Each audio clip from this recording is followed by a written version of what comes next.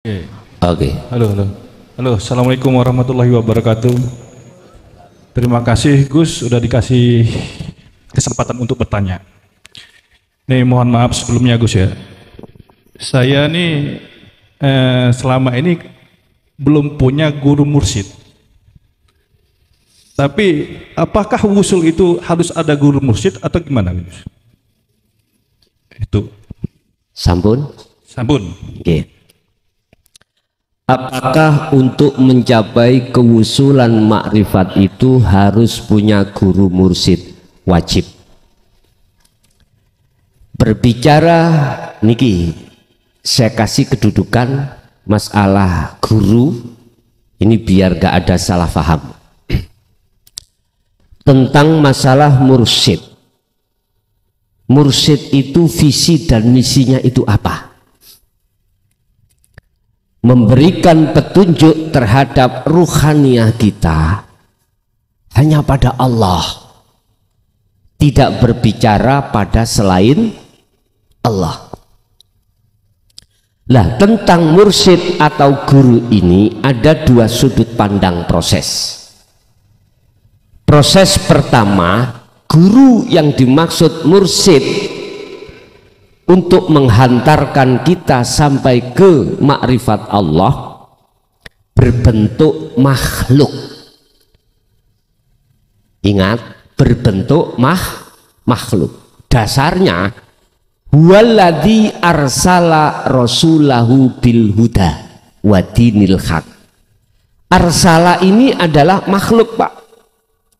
Dialah Tuhan Allah yang mengutus utusannya, berarti makhluk toh, bil huda dengan membawa petunjuk, wa dinil haq dan agama yang bertauhid. Udah, nggak bicara masalah bagaimana ekonomimu jadi sukses, nggak pernah. Bagaimana Anda menjadi orang yang berkaromah, sakti, tidak. Cuman satu, bagaimana caranya kau itu betul-betul bisa berpasrah di diri, atau dalam kurung bagaimana ruhaniyahmu itu lekas bertemu Allah, sehingga apa yang muncul kalimah atau kalam terhadap beliau selalu menyejukkan hatimu, menyejukkan hati kita, tidak menjadikan hati tambah gelisah. Tidak. Iki berupa makhluk, bisa berbentuk manusia, bisa berbentuk malaikat. Iku suka-suka Allah. Allah melewatkan makhluk manusia, itu juga kehendak Allah. Allah mengendaki lewat langsung malaikat, lewat malaikat, itu juga kehendak. Pertanyaannya, mampukah, bisakah Allah mendidik hambanya lewat mursyid makhluk manusia atau makhluk malaikat? Percayakah jenengan nek Allah itu kuwasa? Percaya ya? Sebab ada makalah, Pak, yang mengatakan gini. Ada seseorang yang rawuh terhadap orang yang kita anggap sebagai tokoh ilmu mukhadharah, tokoh ilmu mukasyafah. Sowan mentaskhehkan apa yang dia alami. Taskheh ngeten. Kula niki dik wau dalu niku kok wonten sing marani kula murui ilmu tentang tauhid. Niku sinten? Setankah, jinkah, atau malaikatkah? Kalau dijawab malaikat gak mungkin, karena itu hanya terjadi pada Kanjeng Nabi. Mesti ngomongnya adalah negak jin yo setan. Nyun sewu, saya bertanya, Allah kuasa enggak, mampu enggak menghendaki hambanya diajarkan tentang ilmu tauhid lewat makhluk berupa malaikat. Kalau di dalam hati saya yakin billahi Allah kuasa, kapanpun Allah kuasa.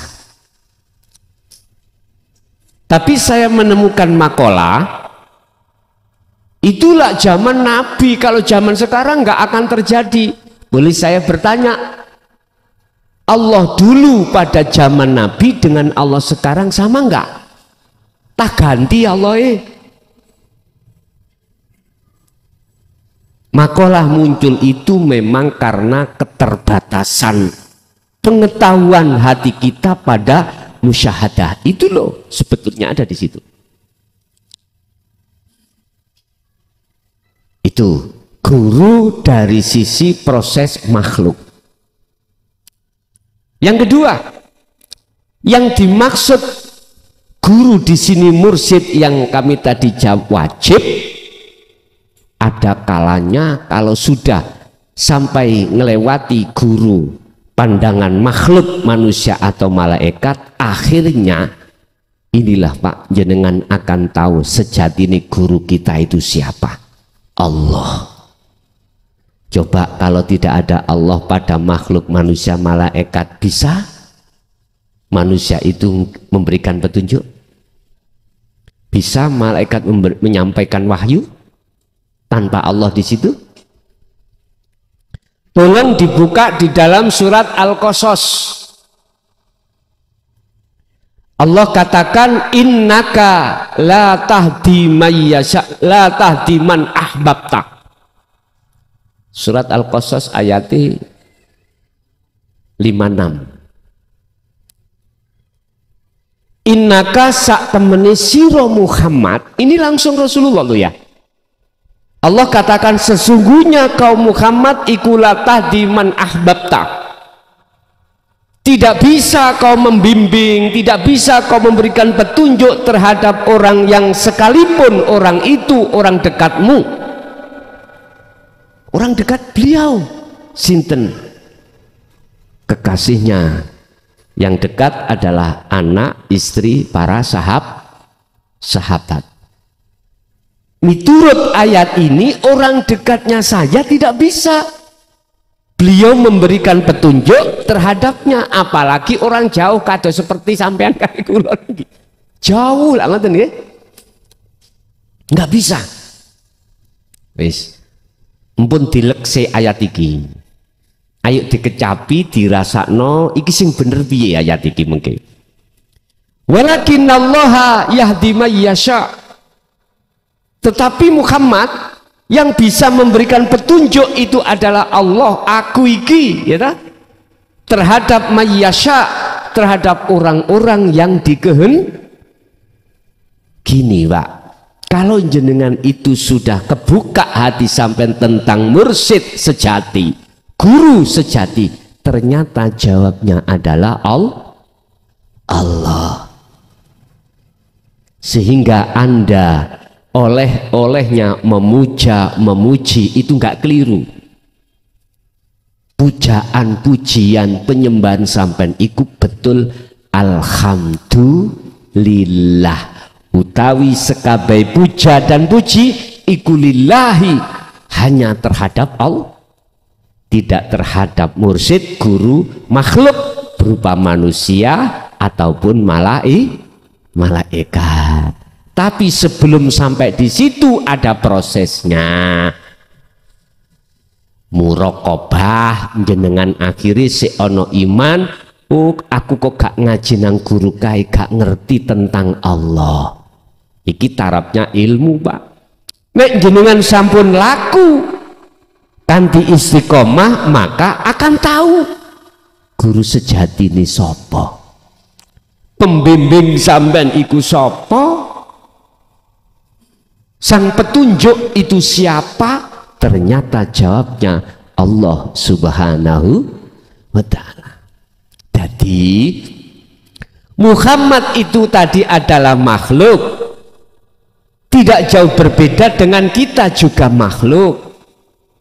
Guru-guru kita akhirat yaitu makhluk, bah manusia, bah malaikat, itu semuanya makhluk. Sifatnya makhluk, la haula wala quwata. Lah gitu toh. Makanya betul surat Al-Qasas ayat 56 tadi mengatakan innaka la tahdi, bahwasanya makhluk itu tidak punya wewenang memberikan petunjuk terhadap yang lain. Ternyata hidup Allah itu pada diri Muhammad. Kalau tidak ada Allah di dalam diri Muhammad, si Muhammad nggak bisa ngomong, si Muhammad nggak bisa memberikan petunjuk. Lagi tentang syafaat di dalam surat Az-Zumar ayat 44, kul katakan Muhammad, lillahi ku tetep kedue Allah opo as-syafaatu, syafaat jami'an dengan semuanya, jami'an kelawan sekabehane. Muhammad katakan syafaat iku milik Allah. Loh. Berarti bagaimana? Ketika saat syafaat itu ada pada diri Rasulullah, bukan semata-mata Rasulullah punya hak mutlak syafaat. Sami kali ini wau lho, koyok-koyok segeriku teko banyu, gitu, koyok-koyok. Tapi sejatine segeriku sangka Allah, lah banyu sifate digawe dalan mawon. Paham nggih maksudnya? Jadi banyu tidak punya mutlak sifat seger, bisa menghilangkan dahaga, enggak. Artinya guru makhluk tadi Pak ya, bukan punya sifat mutlak bisa memberikan hidayah atau petunjuk, tidak. Iman sampan harus tembus pada Allahnya. Kalau tidak tembus pada Allahnya, mesti jenengan iki pujiane iku terhadap makhluk. Inilah yang dikhawatirkan Rasulullah. Ini yang dikhawatirkan. Makanya beliau mengatakan, sok kuwi umatku akan ngadepi zihad yang besar, yaitu melawan hawa. Jadi nafsu tenguk-tenguk ning gunung. Hei pujian gurumu makhluk iku ngoten. Hei imano sing kei petunjuk gurumu makhluk. Mesti ngoten Pak. Akhirnya hati sampean iman, jane kak guruku kae gak ngkei petunjuk. Akhirnya ngaten. Lah niki sing dibahayakno. Bahaya. Iman yang berhenti di sinilah yang dikhawatirkan Rasulullah. Padahal Allah katakan wa may yakfur bitaghuti wa yu'min billah. Al-Baqarah 256. Jikalau imanmu itu betul-betul hanya pada Allah yang memberikan petunjuk, maka yakfur bitaghut, tinggalkan iman tadi yang mengatakan bahwasanya mursyid makhluk itu yang bisa memberikan petunjuk, tinggalkan itu. Kalau kau tidak mau meninggalkan itu, imanmu wa yu'min billah tidak akan pernah terjadi. Inilah yang dikhawatirkan Rasulullah.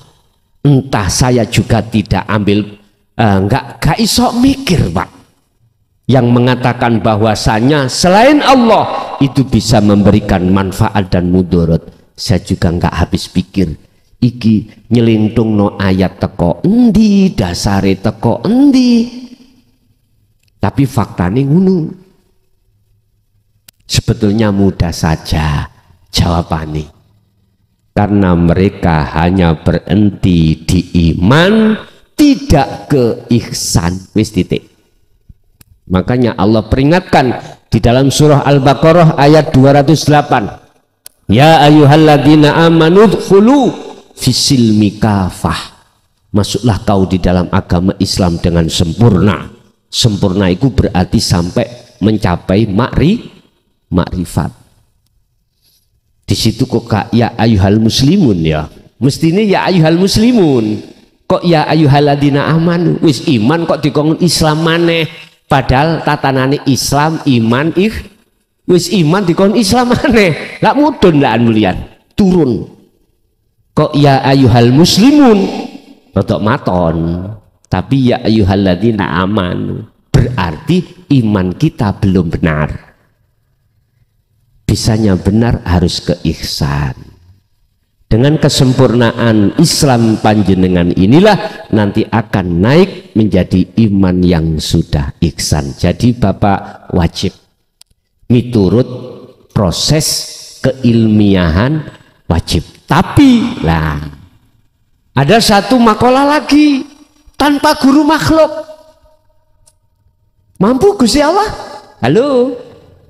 Mampu terhadap hamba siapapun yang dikehendaki, sakit.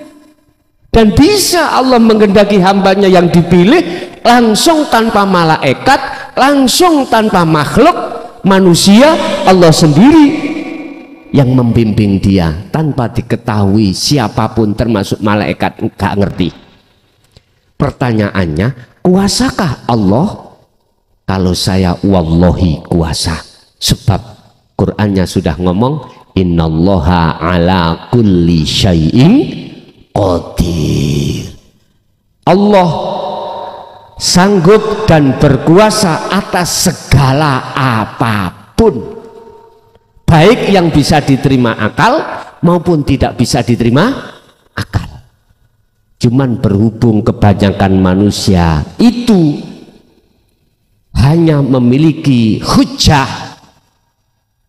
Hujjah itu bukti atau makalah dasar secara akliyah saja, maka mengatakan tidak mungkin. Kalau ada seseorang yang langsung diajari dening oleh Allah, yes kak popo imani pandangane dewe. Kalau saya sendiri, saya yakin tanpa guru makhluk, manusia atau malaikat, Allah langsung mendidik, membimbing hamba yang dikehendaki, begitu bisa terjadi. Ada lagi?